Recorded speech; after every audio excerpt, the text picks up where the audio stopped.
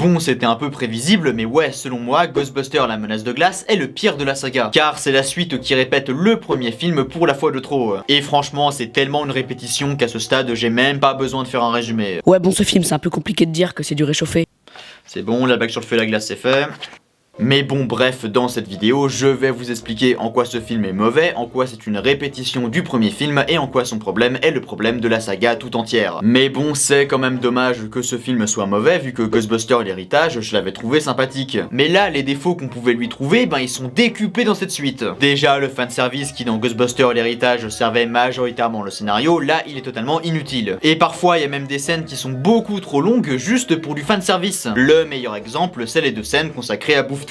Et en vrai, tout le début du film est beaucoup trop long et chiant. Parce que cette fameuse menace de glace qu'on voit dans les trailers avec ce méchant qui, oui, a un design sympa, mais on n'a pas du tout le temps de voir l'étendue de ses pouvoirs, malgré le fait qu'on nous dise qu'il est méga puissant. Car pendant les 3/4 du film, on le voit pas. Et la menace de glace, c'est pareil, vu que en plus de ne pas être une menace, vu que le film se résout hyper facilement, d'ailleurs le combat final pue la merde, il se passe dans un garage, et bien on la voit beaucoup trop peu alors que c'est le concept du film. Bon, vous allez me dire que dans Ghostbusters 1, c'était aussi le cas avec Gozer. Oui, sauf que avant de le voir, on avait des scènes qui étaient divertissantes, permettaient de découvrir l'univers et de développer les personnages. Mais là, à part la fin et une scène d'action au début, il y a pas grand chose de divertissant. Autrement, découvrir l'univers, bah on est quand même au 5e film fait dessus, donc on commence à le connaître un petit peu. Et le développement de personnages, oui, il y en a.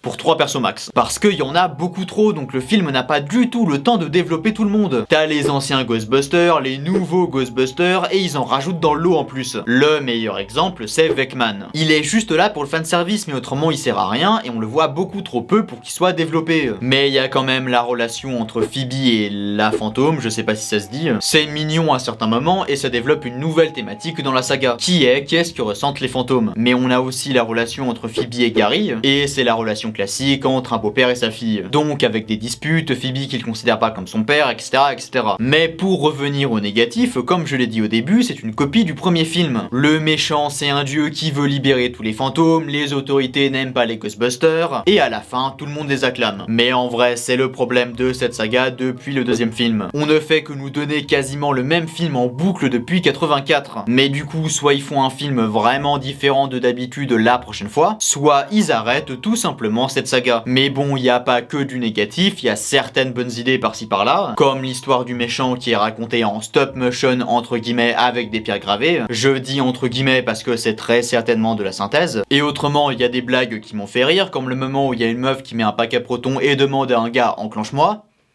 J'ai 16 ans, j'ai le droit de rire à ce genre de truc. Mais bon, pour être plus sérieux, je trouve le film beaucoup moins drôle que le premier. Bon, en conclusion, Ghostbusters la menace de glace, c'est selon moi le pire film de la saga. Et si je le compare au Ghostbusters de 2016, qui était avant selon moi le pire, et bien même lui, malgré ses défauts, je le trouve mieux vu qu'il était plus divertissant et les premiers 3/4 du film n'étaient pas chiants. Et en plus, les effets spéciaux étaient mieux alors qu'il est sorti 8 ans avant. Parce que oui, j'en ai pas parlé, mais dans la menace de glace, il y a certains effets qui piquent un peu les yeux. Comme certains fonds verts ou la fantôme, encore une fois, je sais pas si ça se dit. Donc, comme je l'ai dit avant, faites quelque chose de nouveau avec Ghostbusters. Arrêtez de nous mettre la même soupe en boucle, ça devient chiant à force. Mais je trouve ça quand même dommage que ce film soit mauvais. On aurait pu avoir un film de passage de flambeau intéressant, mais non. Bon allez, abonne-toi, va voir cette vidéo sur Gremlins et à la prochaine.